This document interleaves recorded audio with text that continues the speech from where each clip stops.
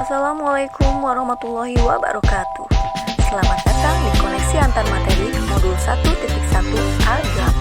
Kenalkan, saya Mardiana Miharta, CGP Angkatan 8. Tergerak, bergerak, menggerakkan. Kali ini saya akan mengerjakan penugasan untuk membuat kesimpulan dan refleksi pengetahuan dan pengalaman baru yang dipelajari dari pemikiran Ki Hajar Dewantara.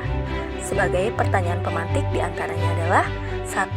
Apa yang Anda percaya tentang murid dan pembelajaran di kelas sebelum Anda mempelajari modul 1.1? 2. Apa yang berubah dari pemikiran atau perilaku Anda setelah mempelajari modul ini? Dan yang terakhir, apa yang dapat segera Anda terapkan lebih baik agar kelas Anda mencerminkan pemikiran Ki Hajar Dewantara? Pembelajaran sebelum mempelajari modul 1.1. Pada mulanya, pembelajaran yang saya laksanakan di dalam kelas lebih mengedepankan pemahaman peserta didik dengan cara menyampaikan materi dengan berbagai metode. Akan tetapi lebih ke guru sebagai pusat pembelajaran atau teacher center. Teacher center di sini adalah dengan lebih banyak menggunakan metode ceramah sehingga peserta didik hanya menyimak dan mengerjakan tugas yang diberikan oleh guru. Kelemahan yang saya rasakan: metode ceramah yang lebih sering saya laksanakan sebelumnya membuat peserta didik kurang interaktif karena hanya mengandalkan pemahaman melalui penjelasan guru semata. Baiklah, kita akan lihat perubahan apa yang saya dapatkan setelah mempelajari modul 1.1. Pertama, perubahan yang saya lakukan setelah mempelajari dan memahami modul 1.1 adalah pembelajaran yang lebih mengedepankan peserta didik sebagai pusat utama dalam pembelajaran atau student center, yang menyeimbangkan kodrat alam dan kodrat zaman yang menghamba pada peserta didik.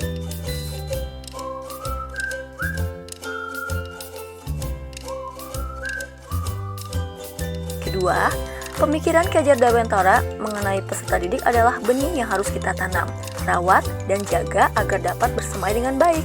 Selayaknya kita sebagai seorang pendidik yang diibaratkan sebagai tukang kebun yang harus menanam, merawat, dan menjaga benih tersebut dengan sebaik-baiknya.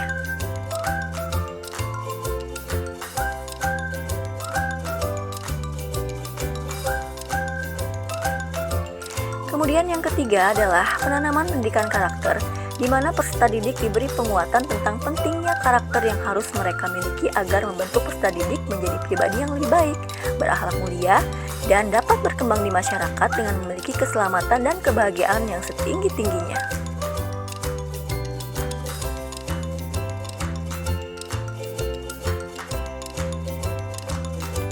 Yang keempat, memberikan kebebasan kepada peserta didik untuk berkembang dengan bakat dan minat yang mereka miliki.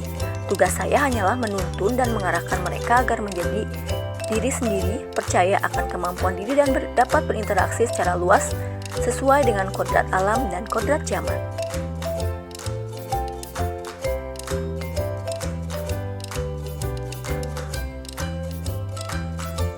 Dan yang kelima adalah pembelajaran yang saya laksanakan tentunya disesuaikan dengan kearifan lokal dan pelestarian budaya, sehingga peserta didik tidak melupakan akar budaya negaranya, terutama di daerah tempat mereka tinggal. Hal ini tentunya perlu adanya kerjasama antara pihak sekolah, orang tua, dan masyarakat yang telah dilaksanakan.